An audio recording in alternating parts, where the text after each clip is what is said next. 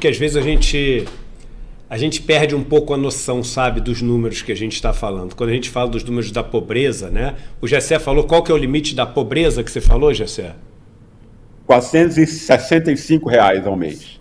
Gente, per capita para cada um. R$ 465 para viver durante um mês. Pense que nas metrópoles a gente está falando que é o seguinte, 1 em cada 4 vive abaixo disso. Só que viver abaixo disso não significa que todo mundo ganha isso, não. Significa que o mais rico, eu sempre repito isso, porque isso é mega importante. O mais rico de todas essas pessoas, um quarto, o mais rico ganha isso. Dali é só abaixo, até que ele ganha R$10 e vive ali mendigando mesmo, comendo resto de comida, sobra de comida, né? Então a gente tem que fazer esse exercício porque no Brasil, quando a gente fala de 1% da população, a gente está falando de muita gente. 1% da população do Brasil, a gente está falando quase de um Uruguai. 1% da população do Brasil. A gente está falando de quase um Uruguai. Quando a gente fala de 5% da população do Brasil, a gente está falando de quase uma Suécia, né? Portugal, a gente está falando de um número muito grande. Quando a gente fala de 25%, a gente está usando o exemplo, né, das metrópoles, mas isso vale para o Brasil inteiro. A gente está falando só de metrópole, mas só para vocês terem ideia, 25% da população brasileira, a gente está falando de quase uma Inglaterra, quase uma França. Quase uma Inglaterra, quase uma França. A gente está falando de pessoas que vivem com menos... O mais rico de todos, ganham R$460. Aí a gente fala da extrema pobreza. A extrema pobreza, eu vou convidar vocês para poder fazer esse exercício comigo. Vamos fazer essa pausa para poder fazer esse exercício. Porque a gente se perde em números, sabe? Tudo vira planilha, tudo. É pouco. Aí todo mundo concorda, não é? É pouco. Não, eu concordo. A extrema pobreza, então, é muito pouco. E concordamos. Mas a gente não sente essa dor. Não é a nossa barriga que está doendo. Não é o nosso filho que está chorando desesperado à noite. Entendeu? Não é a nossa pele que está sentindo frio. Não é o nosso corpo que está sendo inundado pela chuva que cai, né? E a gente não tem proteção. Não é, o sofrimento não é nosso. Então a gente só consegue ir o até pouco ou muito pouco dinheiro. Mas aqui, nesse pequeno momento, vamos um pouco além disso e vamos tentar imaginar. R$160 é o suficiente para comprar um botijão de gás e uma peça de maminha de 1 quilo. Um botijão de gás, olha na tela, um botijão de gás e uma peça de maminha.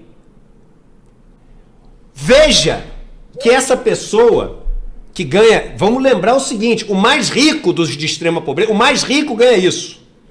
Deixa na tela, por favor, que eu quero que as pessoas vejam. A gente tem que visualizar aqui, tem que sentir essa dor, nem que seja por alguns minutos. O mais rico desses todos que a gente está falando que vivem em extrema pobreza no Brasil, são milhões e milhões de pessoas. O mais rico pode, no mês, comprar um bujão de gás e 1 quilo de maminha, que não é nem a carne mais cara, longe de ser a carne mais cara. E aí é o seguinte, meu irmão, por enquanto ele está andando pelado. Porque não tem dinheiro para comprar uma roupa. Por enquanto, ele está dormindo no relento, né? Está dormindo ali, tomando o orvalho na cabeça, completamente desprotegido, nu. Por enquanto, ele não pode se locomover para lugar nenhum, porque não tem dinheiro para pegar um ônibus, uma condução. Ele não estuda nada, porque ele não tem dinheiro para estudar nada. Ele não pode cortar o dedo do pé, porque ele não tem dinheiro para comprar um metiolate nem um band-aid. Ele tem que fazer esta peça de carne durar 30 dias. 30 dias. Então, gente, a gente tem que entender, né? A gente tem que entender o que esses números significam. Porque se a gente não entender o que esses números significam, a gente vai se indignar, mas não vai se indignar o suficiente, sabe? Porque é muita indignação que merece um dado como esse.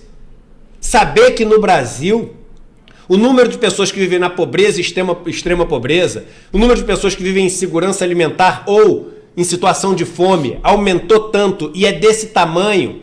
A gente tem um Portugal que vive um desses desastres, uma Espanha inteira que vive num desses desastres, uma França inteira aqui dentro, uma Alemanha inteira. É muita gente, é muita gente. Eu estou dando o exemplo desses países para a gente ter noção que a gente tem nações, nações no país que não tem dinheiro para comprar mais do que 1 quilo de carne e cozinhar esse 1 quilo de carne. Nações que vivem assim no Brasil todos os dias enquanto a gente está assistindo essa live. Por favor, pensem nisso antes de engolir goela abaixo um discurso mentiroso e insensível de um pilantra como o Guedes, que tem 10 milhões de dólares em paraíso fiscal.